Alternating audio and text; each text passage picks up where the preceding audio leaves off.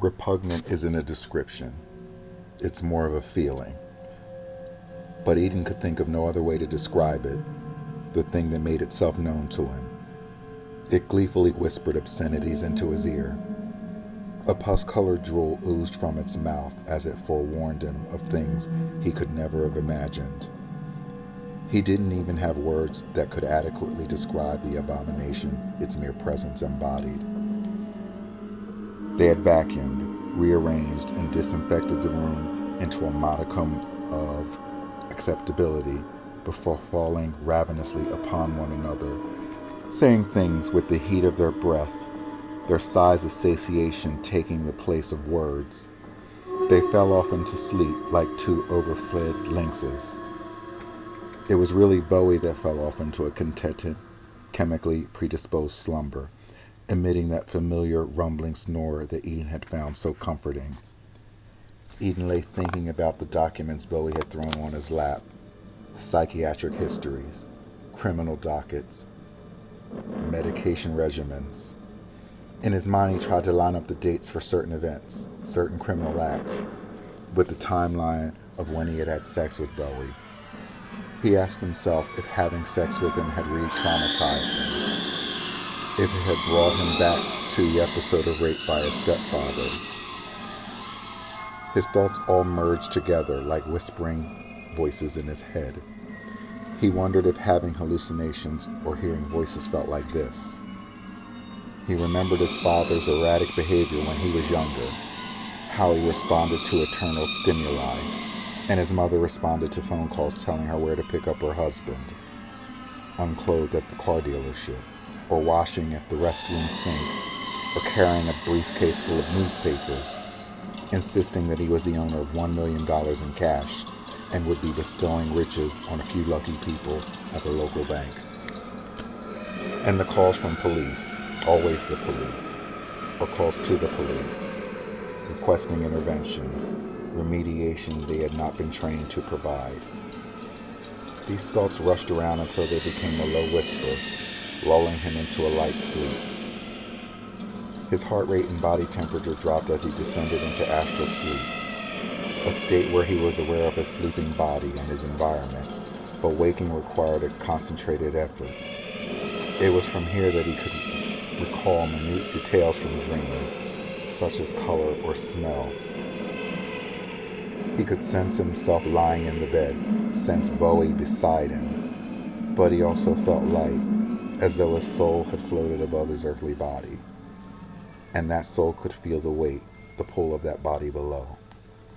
While he lay there, he casually noted its presence above him, coiled in a corner near the ceiling. It began to slowly spin, moving from a pinprick to the size of a golf ball, larger, then a baseball, larger and larger. As it grew in size, the black expanded to include violet, indigo.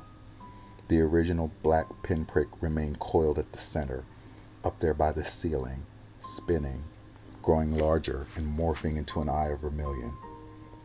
The largest outer ring of space fragmented into shimmering colors around the eye at the center, which slowly opened, pried wide by what looked like the searching legs of a black widow. The legs moved slowly, exposing themselves to be the curled tips of talons, then slowly grasped the edges of color, pulling them apart. Out stepped a cloven hoof, with a matted hide of dark brown, as if some animal had crawled through the blood of a dead thing. Eden told himself it was a dream. He was used to this dream state, had experienced it many times before.